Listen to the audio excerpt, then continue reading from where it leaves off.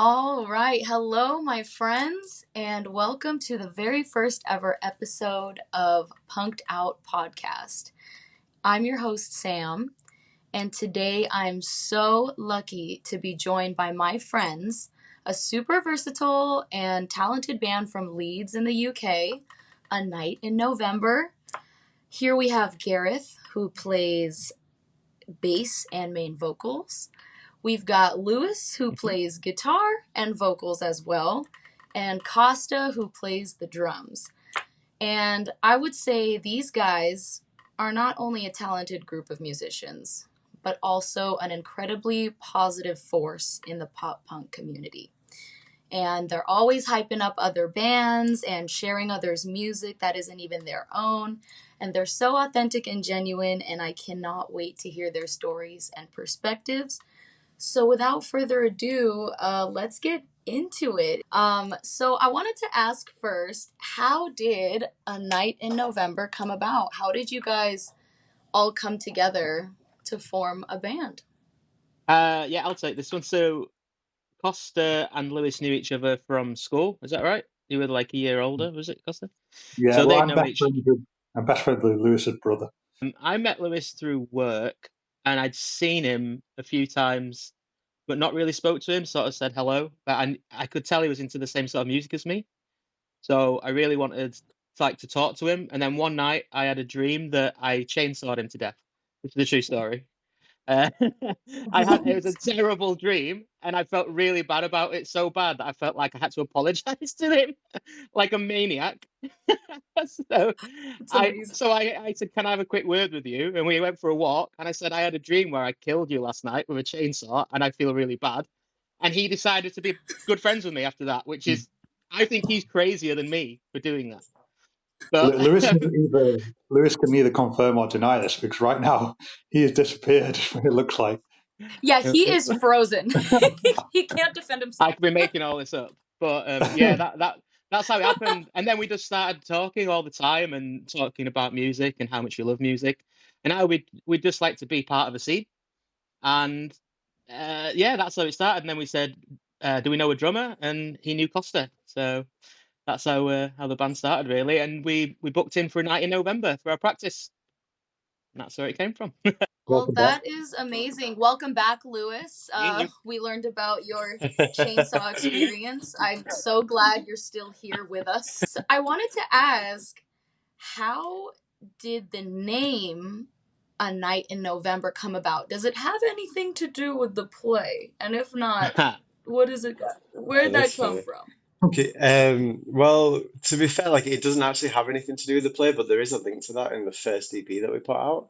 So we were like trying to find time to practice and just get everything rolling, and then we literally were talking about when we could do it, and we were like, "Oh, what about A Night in November?" And it was like, "Yeah, we also need a band name." We're like, "Oh, well, that'll do for the band name. We'll do that as well. We'll have A Night in November." So we did both, but then we didn't know there was a play until after we'd done that, and then we were putting together that first EP, and we searched for A Night in November, and the play got like a terrible review online. Everyone was like, "Oh, this play is smug and pointless." So then we were like, "That's the title of our EP. That has to be it. It's brilliant." That is so funny because actually, like 2 minutes before this call, I just searched. I'm like, I wonder.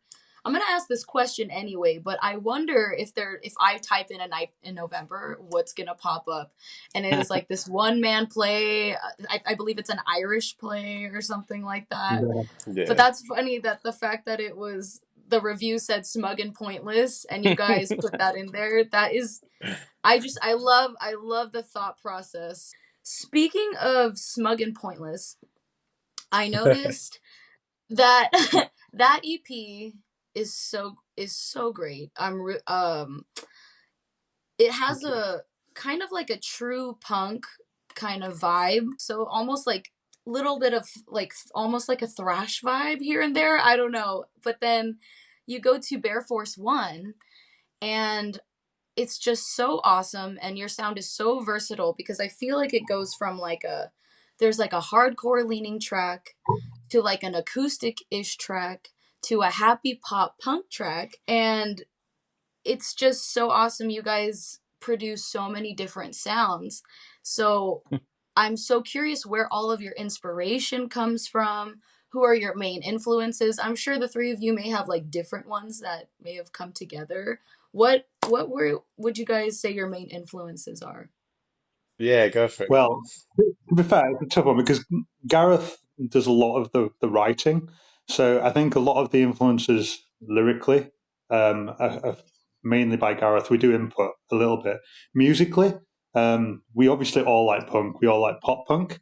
But I think each of us have got a little niche. So I know Gareth likes a lot of musicals, quite poppy pop punk. So Mm. there's that side of things. Lewis used to be, maybe not as much anymore, but used to be into a lot of metal.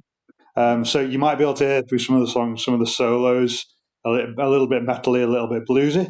And then I was always really into like straight up punk rock. So it's the early EPs, the drumming, where I was probably in the early days of learning how to drum properly, was probably more punk drums. So that was the kind of backbone. So yeah, it's kind of early on. That's where all the folks came from. But we're learning how to write together, and a little bit more confident now. So I think that's where more aspects of different vibes are coming through. But as I say, Gareth is probably a good person because lyrically, a lot Mm. of the focus coming from Gareth. Yeah, so yeah, I do like I like theatrical stuff. Big on that. So I like the story in there somewhat. Um, and you probably hear some of that in My Chemical Romance as well, the theatrical side of things. I'm not, I wouldn't say massively influenced by My Chemical Romance, but that sort of thing.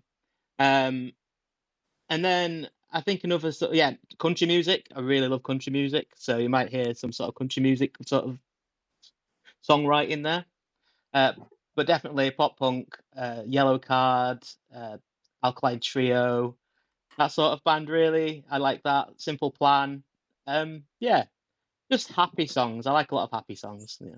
I think it's funny because we've all got like pop punk to as like a shared taste, but we listen to such different like parts of that genre. So like, well, we have like overlap, but trying to find just a cover for all three of us to want to do at a gig is like hard to be like, oh yeah, we've got all this musical taste that we absolutely love, and it's like those two kind of like maybe like Yellow Card and Alkaline Trio a lot more. Me and Gareth like bands like 4 Year Strong and Chunk No Captain Chunk. That those guys a bit more. Maybe like all of us come together on kind of like Blink, and I guess I like some 41 and stuff. There's lots of like there's lots of bands that we all like, but it's trying to Pop punk's a bit find. bigger than you think, isn't it? Yeah, yeah. And now actually I think the thing that we mostly like come together on is like smaller pop punk bands. We all love the bands that we get to play with and get to see live because it's really like it's so much more exciting to see a small band perform a song. You're like, you should be selling out arenas with this. How are you not enormous, you know?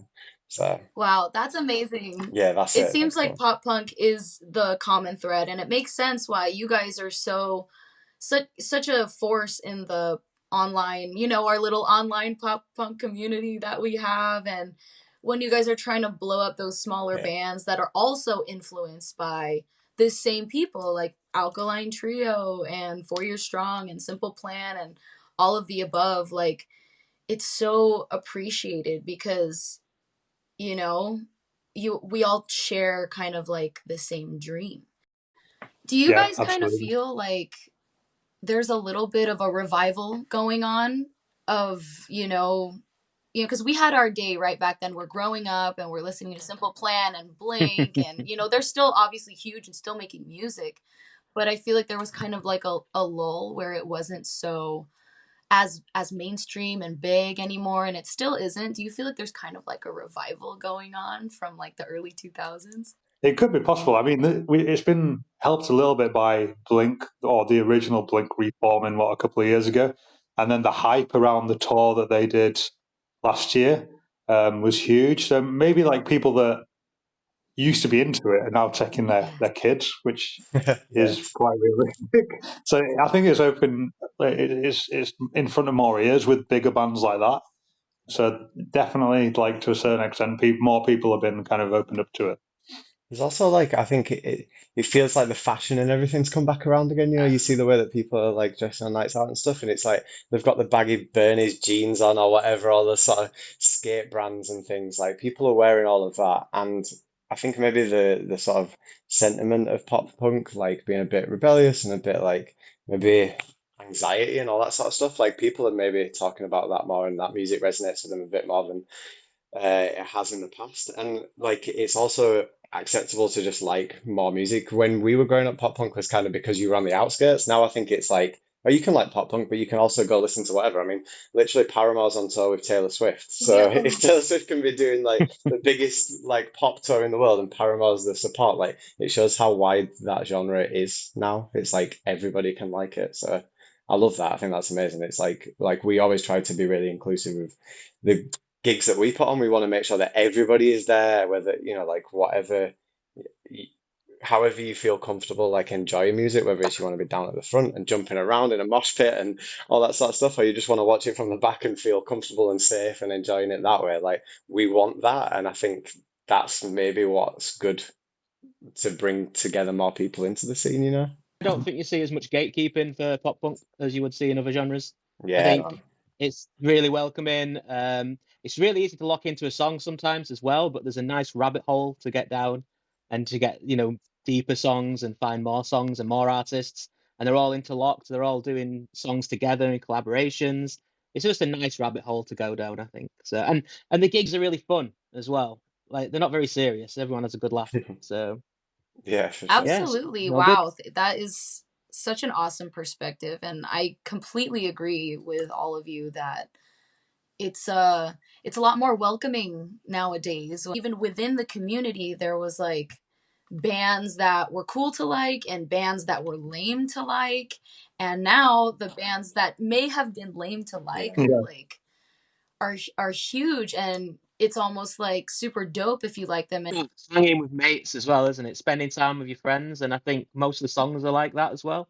It's just great to put on at a party, so Mm, I everyone gets totally behind it. agree. for sure.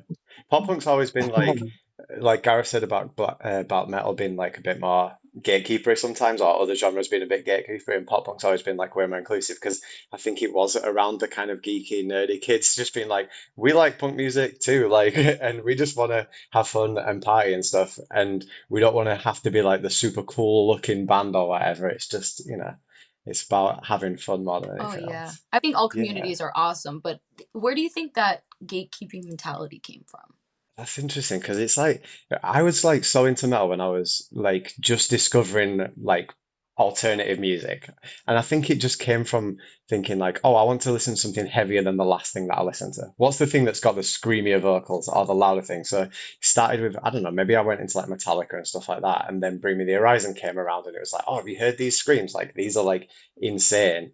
And I think that meant that people just put metal on like a pedestal of like what's heavier, how heavy is heavy, and so it didn't become like I enjoy this music because it's fun, or I love this chorus, or I can sing it with my friends at a party and we all like jump around and it's so silly. It's like, no, my music's heavier than your music because I know this. And then you just kind of like comparing everything, and I don't think you need to be comparing music. I don't think like that's a fun way to do it. Like, why does it matter if your music's like heavier? It's a way, it seems so silly when you look at it from the outside, but when you're like a teenager or something and someone's telling you your music's not heavy enough, it can really like hit you as like, oh no, I did something wrong. And now I'm like, don't worry about that. Like if somebody tells you that the thing that you choose to listen to in your spare time is not like right for some reason, then I don't know. That's just probably says more about them than it says about you, and you don't need to worry so much about that. It's fine, honestly.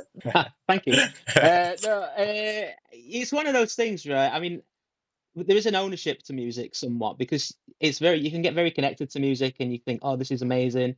And some people want to share that with others, and then some people want to keep it for themselves. And that's fine, but it's very difficult. I think with pop punk, it's a little bit more.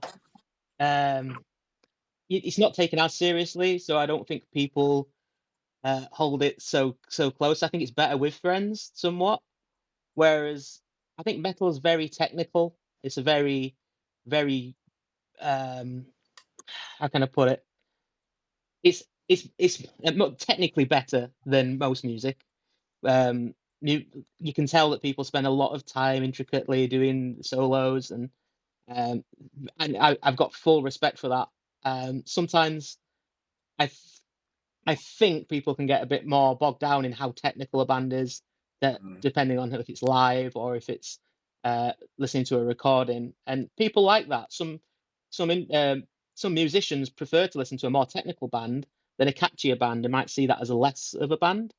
And I think people can get a little bit bogged down in that sometimes, and sort of I think it's like the opposite of gatekeeping, isn't it? It's sort of like they don't like you don't like them because they're not technical enough. Um, but yeah, I don't know. I don't know where it comes from. I just know that I don't really like it. That's all I know. I don't like gatekeeping. I want people to enjoy things with me, and I've never really understood it. I never will understand it. So. Do you think there has I been think like a you're bit right. of it in Like, pop punk with older albums though? Like there's a period where people would be like, "Oh, you didn't listen to them from the start, so you don't deserve to listen to them now." And Yeah. maybe now that there's a younger audience, it's like, well, pop punk's been going since like, well, ages, since the 90s or whatever, probably before then. And so it's impossible for Yeah. you to have listened to them from the start because most of the people listening to pop punk now weren't around when those albums were released. So maybe that helps. What is that? We always get people messaging us saying, "Oh, pop punk is not punk." I'm like, yeah, Oh, it's yeah. not. It's a completely different genre. It's it's got the same sort of ethos, but it's different. And why can't it be all? Why do we have to put ourselves in these boxes? I don't understand. Just like what you want to like, have fun. I Yeah. mean, if we could just call I think ourselves that's just a band, I'd be all happy it. for that. But people need to know what we play, right? Yeah, So you've got to have fun. I think I just remember really, really starkly the moment I got into pop punk. A lot of the bands that I really liked, watching their videos on like MTV, they were all about partying and like hanging out with your friends. So videos that come to mind are like Jimmy Eat World. Is it The Middle or Sweetness, where they're all having like a big party? Like I Mm. know Yellow Card did a very similar video. Offspring, Like want you bad. That Offspring, was a good I one. Want You Back Yeah. with a beer. They're all about having fun, like with your friends, having a party. So I think it's all about the fun, Mm. and that's what pop punk is good for. So I don't know why people gatekeep, but I do know that people that tend to be like a little bit maybe happier want to enjoy themselves or just kind of switch off and relax. My next question, I wanted to ask you guys, what is your writing process like? Yeah, so I'll start with, like we say, it usually starts with me. We used to have different writing process. We used to get into a room and all write together, but it just seemed to take so long because we're just playing over each other. So we do jam from time to time, but most of the time, since Air Force One, I write everything acoustically first, and I play the songs to the guys to see if they like them. And so I'll write a couple of songs. If they don't like them, I can tell. They don't have to tell me. And I'm like, okay, I'll write something different, and we'll keep coming back. And then I'll see something click in one of them where they, like there's a little spark, and you can see them already thinking of a riff or something like that. And then it moves on to Lewis, who starts writing those really cool riffs and just elevating the song that I've already got. Yeah. So Lewis, how do you write your riffs and things? Yeah, cool. So I think like for the like chord structure that we're following, it's best like if Gareth writes it first because then he can just pick his acoustic guitar up, he can start blasting out some chords and singing over it and get an idea of what like the melody is going to be like. And I want to have that in place when I'm writing riffs because I need to know what it's going to feel like, what sort of feeling he's coming at with, like what his vaguely his lyrics are going to be like. They're not like nailed in place or anything like that. And then I'll just take whatever he's written, find out what key it's in, and try and come up with something interesting. And then I'll just play about with riffs in the studio with the other two and see which sort of things they enjoy, what they like. And then when we've got something really basic down, then Costa will start adding some drum beats. So that part's where it's all together. I don't really have like a set process of how I come up with like riffs or whatever. I don't know, I just know a few scales and stuff and I play about with it. And because with You know, the way that like me and every year Gareth, that we do sorry, band, go on, Costa, what you saying? every year that we do band, it's such a big learning curve still. Like I know we're all still evolving as musicians, so that creative process is changing all the time, isn't it? I Yeah. think we're Yeah. getting better at doing it every time, but it's still changing. It's part of learning like how to talk to each other as well. Like I come from like I learned guitar because I listened to like Hendrix and stuff like that. So I liked like blues music and things, which isn't really like it kind of is the basis of like pop punk because it's kind of the basis of like loads of rock music. So if you know how to play that sort of stuff, you can kind of play both. But Gareth's always been more like singing and songwriting and learning a bunch of songs. Like I bet you know hundreds of songs, right? And I hardly know any songs because I'm like, oh, I want to know this technical thing. I want to learn this ability. I want to be able to like move around the fretboard and do all these things, or I want to learn to like scream and stuff, but not necessarily like playing a song for other people, whereas you're way more into that. So when Gareth wants to talk to us and say, I've got this idea, he'll just show the idea on an acoustic guitar or with lyrics or something. And then when I want to do it, Mm. I'll want to like think what key am I in and where am I going to be going with the guitar and how to like build that and what signature you're using and all those sort of like details. So it's trying to find that like balance between us, and we've learned over the years like how to communicate in those ways so that we can Yeah. find what each other is trying to say, even if we don't It sort of is say it the difficult. same way. It was difficult for a long time. I think you're right there, Lewis. That you're the head and I'm the heart. I think like sometimes like it's I get a feeling. I'm like I've got this feeling and it doesn't sound quite right. I can't tell him why it doesn't sound right. He has to tell me logically why it doesn't Yeah. sound right, and we come to that middle ground. Yeah. So there's a lot of Jack Black, School of Rock. There's that like do do do do. You need to do that little bit. I like it needs to sound more like this. Do do do do. And he's like, yeah, oh this bit. It's So so yeah, funny when there's a lot of so if you're the heart and I'm the head, it's costing like the legs. Like he actually gets us oh somewhere. yeah. Like he gets us down the path to I like. mean, I'm glad that you said leg. Thank you. Like it could have been worse. Well, it's funny when like Gareth was saying about School of Rock when we're like in a writing room and Gareth tries to get across to Costa what he's trying to do with the beat and he'll be like, "You hit the smashy one more." Like I'm like, I think he wants you to like half time the beat and do your crash cymbal more. And I'm like, could you play on your toms instead of your hi-hats or something? Costa, and then Like I a am Costa meme, not takes isn't a over. it? drummer. Yeah. I don't do drums at all. Like, do me a beat. And then To, Costa to be takes all fair to that you, gibberish and makes it into something great. to be fair to you both, like I always go into the practice year when we're writing new song. I want this song to sound like the starting line or the moving life from a drum perspective. I'm really good at playing drums like that, basic punk stuff. And like we come out of it and I've got like a song that sounds nothing like either, but is way more elaborate. But that's because Gareth and Lewis are like pushing me, telling me like different sound Well, effects that they want. Yeah. But it sounds way better. if you want to do something, do what you love, do it today. That's what I always say. Like, never Yeah, too man. late. You still got today. Yeah, and like we have um so much that we've gained because of the fact that we maybe you could say relate to this. I don't know, like w when we're on stage and stuff, and the way that we talk to like crowds or to people, it's just like we're just talking to them like we would if we were down in the crowd with them, but we just happen to have microphones and we're up on the stage and stuff, and we want to like put on a gig where everybody's like laughing and enjoying themselves and we're just being silly. So we try our best to do that without sort of worrying too much about what we look like and whether we, I don't know, looking cool on stage and all those sort of things. And I think Never be cool.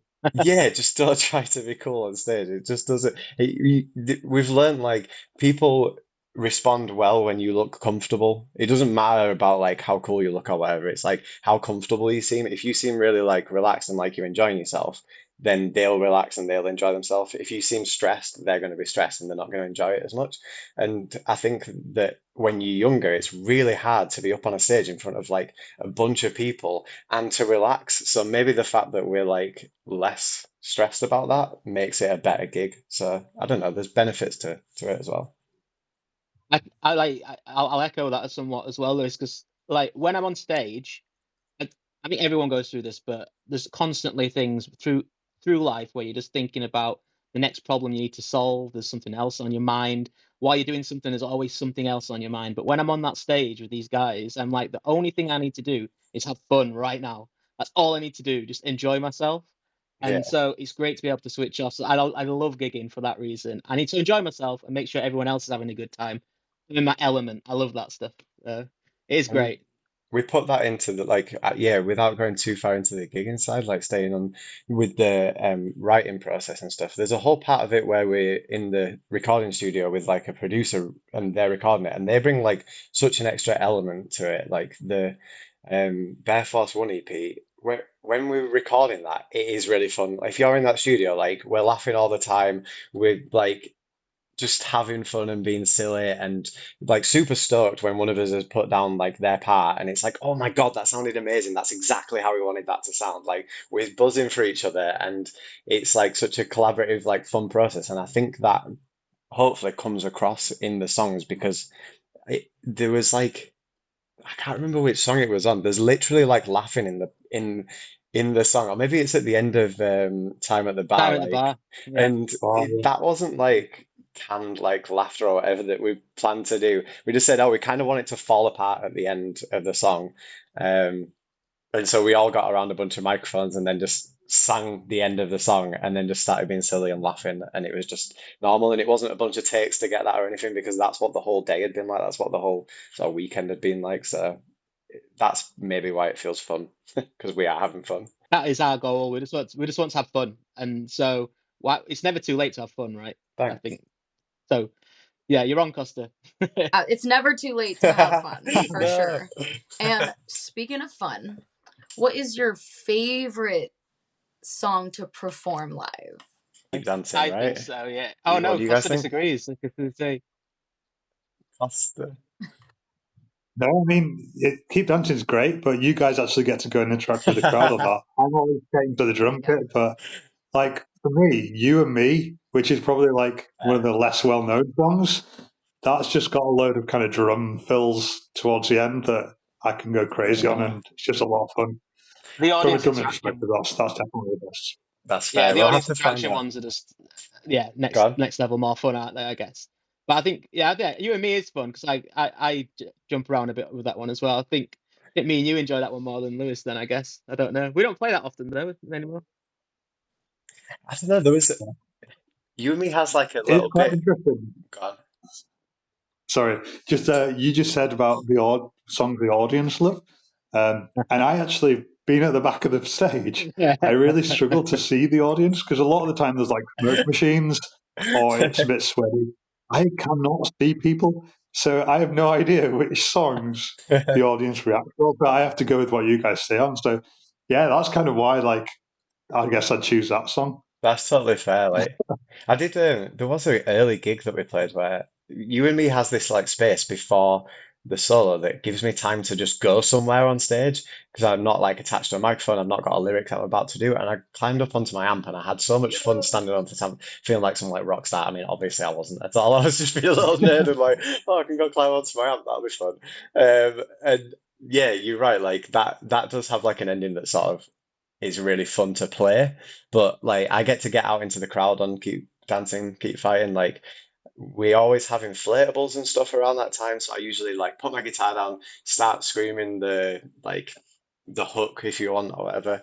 And I don't necessarily need to be on my microphone for that because I've got quite a loud scream anyway. But if I go out into the crowd, like everybody can hear me screaming anyway. So I'll go out into the crowd, take a bunch of inflatables, throw them about. Everybody gets excited for that. Usually grab one of the other band, like the support acts or the main act if we're supporting. Go grab one of those guys and end up on like a conga line or something. And then I don't know, we've had like human pyramids and stuff during that song that we started, and then get back on the stage and then kick it all off for like the last chorus. And at that point, the crowd's like really like high energy and everyone's having fun. At the last, not the latest EP launch gig we did, but the one before that, we were at Key Club and we had a big inflatable donut, and I got into the donut and crowd surfed on it. So I think I you don't can get away think from there's a your song that instrument, your can mic top on that that one, so I bet experience. it's really good fun. But I think that was the first song, and we always end our Yeah. set with that song now, don't we? Because it is such high energy. It leaves people. It's the last chance for everyone to dance. It's Mm. called Keep Dancing, Keep Fighting, and it does make everyone dance. Everyone's singing because there's a hook to sing along with. It's just it sort of leaves everyone with that good memory of us, I think, and just the last chance to have a Yeah. good party with us. So I do love like playing that live, I must admit. Although I'm usually really tired by that time, it's the last song, so I have to really pull out the energy. We're on like a mission to try and write a new song that we can finish on though, right? Like We every tried time we it. write a new Nope. song, we're like, maybe we can finish on this now. And then like, oh, but that other one has just like the hook. Yeah. And it's like, nah, Keep Dancing's got to be the last one. So, can you guys tell us, unless it's a secret, I respect that, if there are any upcoming projects or releases that you're excited about or working on, or are we just kind of playing shows? What's next? We're writing at the moment. Literally started writing a new song. Well, I finished writing an acoustic one, and we started putting it together last week, didn't we? So we're working on it. I'm very happy with it so far. I finished the second verse today, actually, lads. So I'll bring that in tomorrow. But I'm really happy. And the guitar that Lewis did, I keep playing it back the video, and I'm really, really happy with what Nice. he's got. So yeah, it feels like the next level thing. We just need to work on those drums now, I guess, and see where he goes. So that'll be tomorrow. Although the verse drums are good, but yeah. Anyway, no more about that. We might be doing a little collab with someone. We're in discussions about that. I don't know if that's going to happen or not yet. We'll find out. And we've got a tour, a UK tour. Sorry, not it's just an England tour, isn't it? This time. But I really hope to turn it into a UK tour next year if this goes well. I want to do Yeah. Scotland and Wales as well, but we'll see what happens with that. And there's a guy called Sam who runs Forever Pop Punk. Yeah. Yeah. His first ever He's show. actually putting on He's his never own done it before. show Yeah. in Manchester in August, and he's picked like his first ever show. Yeah, so he's picked out like a few of his favourite up and coming UK bands, Big and he's time. putting them all on. So that's the show that I'm really looking forward to. And then there's another account on TikTok, but also on Facebook, called Blood, Sweat and Beers. And I don't know if you've heard of that one. If you haven't, check it out. But they put new videos on from local bands every week and react to them. And one of the guys from that show is playing a gig with his band Side Project, and we're playing that in a place called Leicester, which is a little bit down south, and we're very excited for that too. So there's a lot of, I guess, like bigger gigs for us coming up Shall this we year too, with like quite good bands. I would say, should we tell Sam the name of the tour? Not told anyone yet, have we? It's called Making New Friends Tour Oh my because god, Yeah, that's good what that's we want shout. to so do. amazing. That is so you guys. Yeah, feels like it. So the Making New Friends Tour. I'm hoping we'll put it out a bit further, but that's the point. We're gonna hopefully go around. Yeah. That's to be fair. I think we've got so much more going on this year than we've ever had, and it's like incredible. It's so much fun, and it's making it hard kind of to write, but we had like a big period where we were like, oh, we've got so many gigs coming up, and we want those gigs to be as good as possible. So we need to be rehearsing and getting it tight, and that was really good. But it takes away time from writing. So now we're a little bit more back the other way. We're spending more time writing, and preparing for the gigs is taking less time because we're in a good flow of it all now. So hopefully by the end of this year, we'll have that tour done and we'll have new music. So I don't know if we'll get it released by the end of the year, but we'll at least have something going. So hopefully that'll work out. It's like a win-win situation if you're not writing and you're playing gigs and making new friends, or you're writing and working on a new Yeah. project. It's a win-win either way. Just so much fun. Thank you so much for telling us about that. That's super exciting. Looking forward to it. And mentioning Sam from Forever Pop Punk, he's just so amazing. I just want to we could shout out Sam. Like another Amazing. super positive force in that pop punk community that we have going on. And so grateful for all of you guys. And you, don't leave yourself out. You're an absolute force in this community, mate.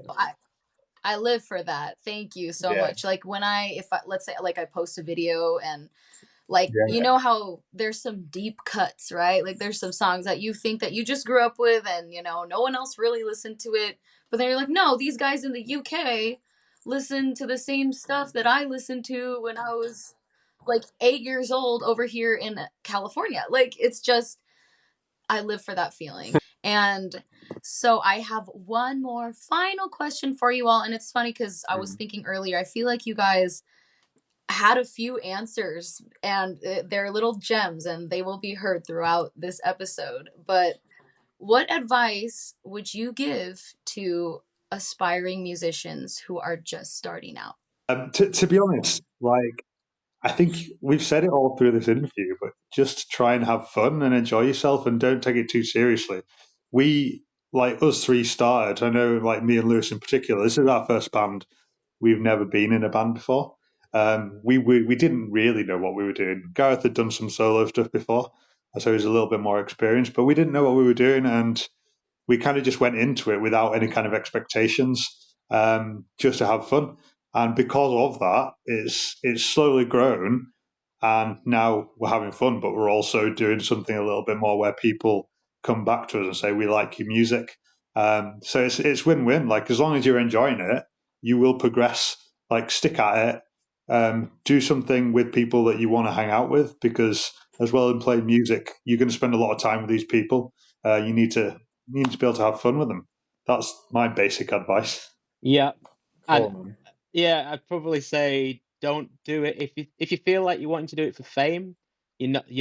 Yeah, probably not the best thing to do unless you've got the resources behind you already. Just go, like Costa Yeah, said, go have fun, be kind to other people, enjoy yourself. People are yeah. watching as well. Other bands notice how bands act around them, whether they stay to the end and things like that. You support other people, they'll support you. That sort of thing, really. It's not rocket science, really. Just go out there, do what you want to do, be who you want to be, and I see what you hopefully did people there, listen. Yeah. Gareth. I see you. Be who you want to be is a lyric. You snuck that right in there. Always thought a lyric. Yeah, my advice, I guess, is do it for the experiences and do it to support other people who are trying just as hard as you, whether they're like other bands that you're gonna go see, and they might be at the very start of putting this all together. They might only have a few songs and they might be brand new to this. They might not have all the gear and all that sort of stuff and experience. And so just see them for what that is, see those bands and support those bands, because they'll improve over time. And you don't know, you might be playing a gig with them in a couple of years' time and they might have completely changed and found what they want to be doing, and you supported them from the start and helped them get to that point. To do as much as you can to support creators in that way. And the same can be said for, like, people on TikTok or people in social media roles or whatever. Like, it doesn't have to be bands, just do something to support people out there and try and say yes to all that, and you'll find it comes back towards you. We've had so many ridiculous things. Like, we've played like festivals that on like friends' farms that are like the most silly, stupid, like, but like wholesome community like events that came out of just playing a few gigs and staying till the end and chatting and enjoying it. We played a Lord of the Rings themed wedding one time out in Wales, and like, these kind of experiences we would never have got to do if it wasn't for playing in a band. And if you were just focused on yourself and trying to like show how amazing you are, you wouldn't get those experiences. Just do it as well, because we like Costa said, put it off for a long while. But I remember we were trying to perfect our songs before we played live for a long time, and I think we spent a year or 2 years before we did our first gig. And then we learned so much just by doing the gig, that first gig, and then we started gigging. So if you think you're not ready yet, you probably aren't anyway. And when you get there, you'll learn more. So that's the other thing as well. Just jump in, just have fun, do it. Nobody cares. Like, Nobody. nobody cares at all. If you're just trying, that's the main thing. We played like a gig once that was like, we were all actually really hungover. We had like, we're not really massive drinkers or anything, but we were all really hungover. We played what was probably the worst gig we've ever played. It was like, it was just bad, but we had fun. We were like really enjoying ourselves on stage, but it was falling apart like so many places. And then afterwards we came off stage and like, oh man, that sucks. That was like so bad. And then like some teenage kid, like, I don't know, it must have been like 14 or 15, came up and was like, that was my favorite gig ever. Have you got like any t-shirts or anything? And we're like, no way, yeah, absolutely, of course. Like, and so we gave him a t-shirt, and we did. I don't think we like charged him for a t-shirt. We were like, no, we No, we can't gave charge it you to for him. that. Like, you can just have a t-shirt, dude. Like, if you're willing to support, like, you are so lovely. Just Like, doing it, just doing the thing. it creates an effect, like a wave effect, and it ripples out and people can feel it, and it just comes back tenfold just because you had the courage to try. Totally. You want to know a cool story for today? First time ever in my life. No joke. I stood on a skateboard today. And Yay, I don't know how I got up to Costa! my age. Wait, there's a TikTok video of Costa Oh, skating. why Yeah, didn't do we it, man. TikTok this? We should have videoed that, man. I'd have loved that. That's cool, man. I absolutely adore you guys. And is there anything else you would like to say before we go our separate ways? Thank you. Yeah, thank you so Thanks much. very much. Like, thanks, Sam, for having us on. Like, it's amazing. It's really cool to be able to chat with people across the world about pop punk and about, the community and stuff. That's really fun. And yeah, anybody sort of listening to it, just come check out the scene. It doesn't even have to be us. If you listen to our music and it's not for you, that's fine. There's a bunch of other bands and they're all trying just as hard and they're all putting content out. And I'm sure Sam will show you them all. So, go check those out. And Thank you guys so much. Have a somewhere beautiful over there, day. like, pop on. Have a wonderful day ahead. I will catch you next time. Yes. See you later. Catch you guys later. Is that aviation?